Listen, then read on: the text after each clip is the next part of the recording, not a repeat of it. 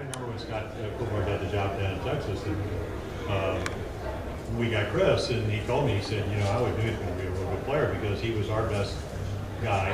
Justin Smoke, they traded him to Seattle because he hit the ball less than good. So the irony is, you know, you look at the charts, you see that he hits a lot of balls in the hole between first and second. And, you know, you played against Ted Williams. That's, you know, one of the greatest hitters. What did he have, a 342 lifetime batting average? And not till later in his career, when he went to a heavier bat, that Ted hit the ball the other way. So it's certainly, you know, normal players, it takes it away. But I mean, when you get to, you know, it'll be a rule change. I'm not sure that a lot of people will embrace. It'll make it a lot easier for managers. You can just go back to the way it was. But we always, you know, we had such good defensive teams that we never really overplayed people. But I looked down at third base with a one-run lead, and I never liked anybody because I wasn't going to pitch in, you know, with Brooks off the line. But Brooksy would maybe take a couple of steps over, and you'd lean into the hole. So we always had kind of shifts.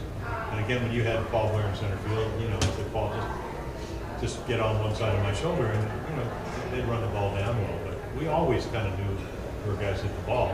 But the shift does, you know, when you're taking your third baseman, which a lot of it is last year because of the injury, but you're putting him out, in, you know, in short right field. And it's funny when you keep your scorecard, you know it's 4-3, but you don't know who actually caught the ball because everybody's moving around. So it'll be very interesting. And then the time clock. It's gonna be hard to enforce. You know, when you start about the shifts, I mean, how far can you shift? Can you go on the other side of second? Can you do this? I don't see that. As far as keeping back 1 foot in the batter's box, I mean, way back when, even before my time, the guys never stepped out of the batting box. You know, but now with the gloves and everything else is in the batting circle, it's going to be interesting to see what happens.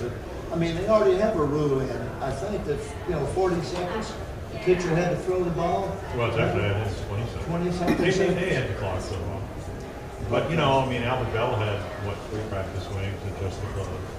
Still one of the great radio descriptions was Mike Hargrove getting ready to hit off of Steve Stone, the year he won the Cy Young Award, and Chuck Thompson doing the radio. You know, and Hargrove goes to his gloves, goes to his belt, goes to his pants, whatever. And it's really about a minute, maybe more. And Chuck says Steve Stone did exactly what he should have, walked off the back of the mat. It was one of the classic things. But I just think, you know, I sat next to Joe West flying down. I was across the aisle, and I said, "What are you doing on that computer?" I mean, the pitching coach has to get down there at a certain time. You have to make changes and all that. I think they're very cognizant. This is like 10 years ago, and now it's even gotten more. So what the average game last year was 3 hours and 3 minutes. If it went to 2:58, that can really make a difference. I just think maybe even hitters. You know, everybody talks about the pitching. I mean, Dennis Martinez. If you talk to Dennis, who won more games than any pitcher in the history of baseball, he would say part of it is trying to disrupt the hitter's timing. I want to hold the ball, I want to, you know, whatever, but I think they'll probably come around. You know, with all the pitchers changes they make now, I mean, I'd have to see it before I believe it.